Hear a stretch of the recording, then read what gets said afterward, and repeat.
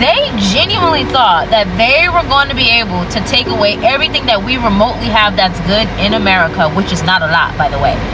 Take away everything that's remotely good in America from us, and that we're still gonna lay down and have kids? Is everything all right? I'm seeing all these articles about like the declining birth rate. Duh! I didn't need an article to know that. Of course we're not having kids. Childcare is like $1,000 a month. Who can afford that? We can barely afford to take care of ourselves, let alone a child. Formula is $50. Then at that, you don't want to do anything to help us. Why would we bring a child into this world? You're making it harder to get a higher education. Why would we bring a child into this world? You're taking away, what the fuck is RFK trying to take away now? He's trying to take away like pre-screeners, like mammograms, colonoscopies. Like he's trying to take that away so it won't be covered under your insurance. So by the way, if you have it coming up, you should schedule it now. Why would we have kids? Why would we have kids? It's having a kid for the economy. Who cares? Let it all crash and burn.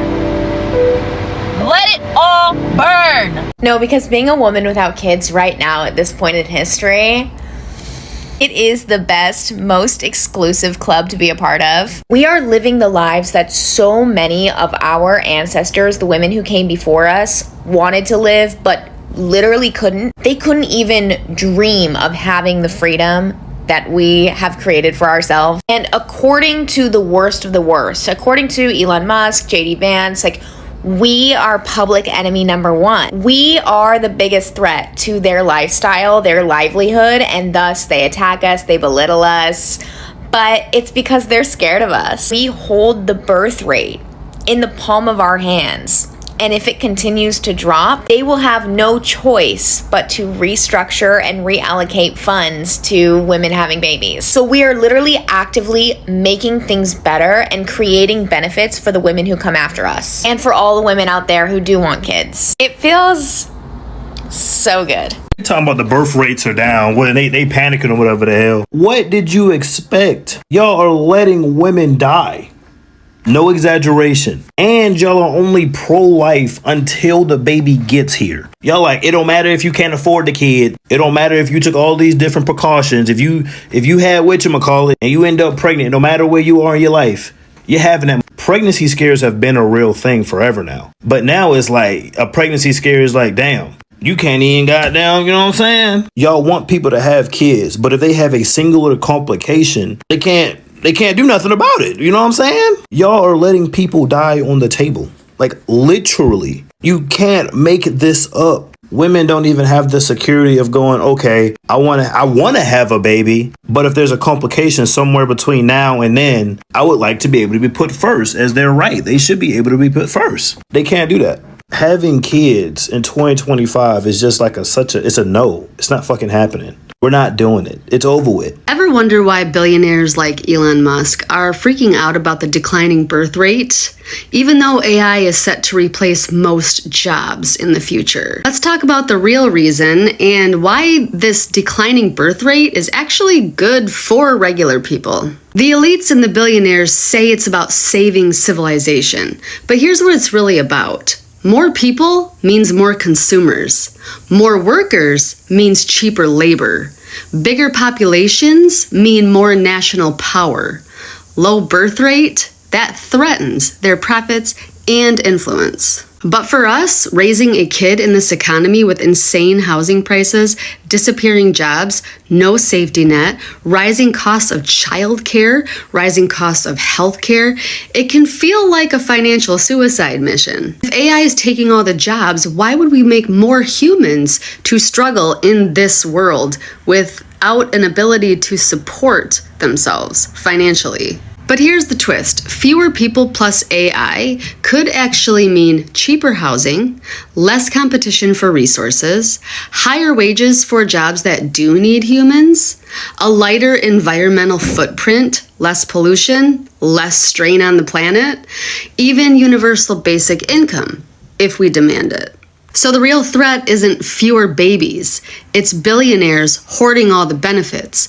If we share the gains from AI, a smaller population could mean a better life for all of us. It has nothing to do with families. It has nothing to do with family values or Christian ideas. It's all about billionaires making more money off of the backs of a huge workforce and a huge base of consumers to buy their products. They know that if we stop having babies, their way of life comes to a grinding halt. Girl, apparently they did a damn study and found out that the damn birth rate in the US dropped again. Somebody act shocked, okay? Because I don't have it in me to do it. Imagine taking away free lunches, rolling back our labor laws, while continuously raising the price of trees, housing, and everything else related to surviving, and then being shocked that your whole plan to overturn Roe v. Wade didn't increase birth rate. They doing all of this roundabout. If they just made living here easier, then the birth rate would go right the fuck back up again. But no, they're too busy sending money elsewhere into the military, funding famine and wars and just who the fuck would want to have a child in these conditions? I should not. Then you guys making it seem like a woman's only purpose is to have a child. Watch me walk around this whole happy and childless. I don't know this, but every time I tell somebody I'm childless and like I'm damn near 30, they look at me like I'm just like a failure in life. But bitch, at the same time, I've graduated college. I graduated high school early. I'm successful. I'm happy. Why would I have a child and ruin all of that? I've seen a whole lot of miserable parents. We're seeing that a lot in these tales of y'all arguing about how y'all not buying school supplies. Okay, neglectful parent. I just think it's funny that they doing all of this extra shit to try and increase the birth rate when they could just like give incentives for having children. I don't know. Or they could just make like, you know, having a family possible again financially. I don't know. That's just me. Yes, I am contributing to the declining birth rate. But you want to know what else I'm doing? Whatever I want. If I wanted to go take a nap right now, I could just go take a nap. Or if I wake up and decide that I'm in the mood for yoga, I can just go to yoga. Or if I decide that I want to spend my whole day reading a book, I could do that too, because I can literally do whatever I want. And I actually think that's beautiful. I love that for me. So as we wrap this video up, one thing is painfully clear. Americans are not just accidentally having fewer children. They are choosing to, and they're doing it as a direct response to the cost of living. Almost every single person I've come across lately is saying the same thing. It doesn't matter the age, the background, or even the political side. Everyone keeps coming back, you know, to money, or rather the lack of it. People want families, they want children, okay, but wanting something and being able to afford it are two completely different realities in today's America. Rent is sky high. Buying a house feels like a fantasy unless you already, you're already wealthy or willing to be buried in debt for the rest of your life. Healthcare is outrageously expensive, and that alone scares people away from even thinking about pregnancy, let alone raising a child.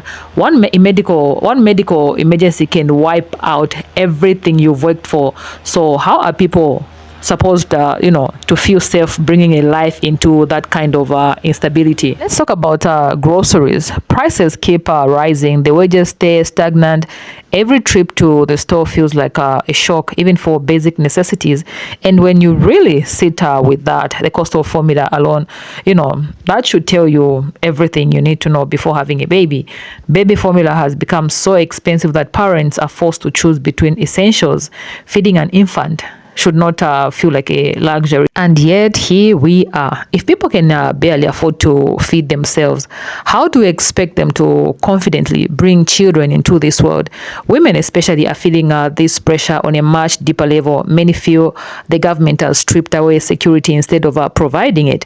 There's fear around healthcare access, fear around maternity care, fear around what happens if something goes wrong. And on top of that, there's very little structural support.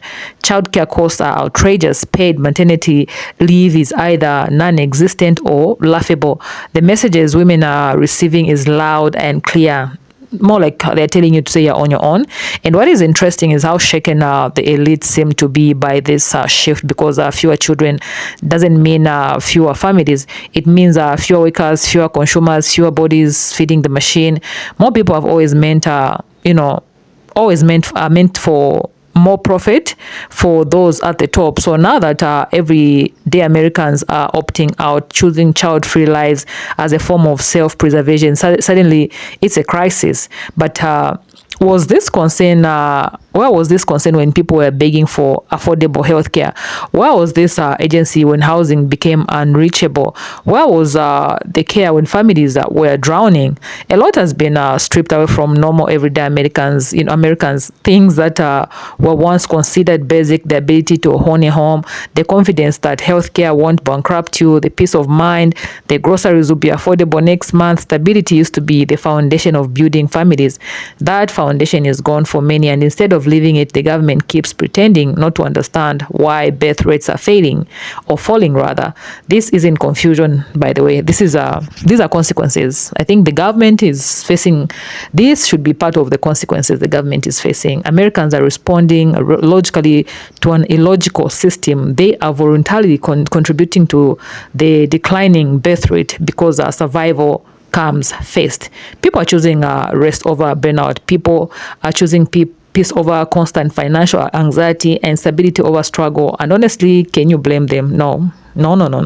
Bringing a child into the world shouldn't feel like some sentencing yourself to permanent stress and debt. So when we hear officials panic about declining birth rates, we need to ask the real question: what did you expect? Like, really?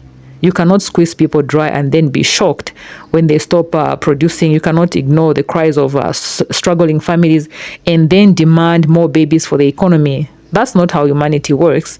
In my conclusion, the government has failed its own people, not because Americans don't value family, but because the system has made family life feel unsafe, unaffordable, and unsupported.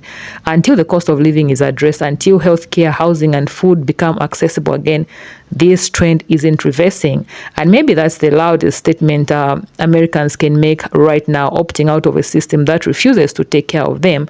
And with that, I think, I want to hear from you guys. What do you think Americans are wrong? Well, do you think Americans are wrong for choosing to go childless, or is this the inevitable result of a broken system?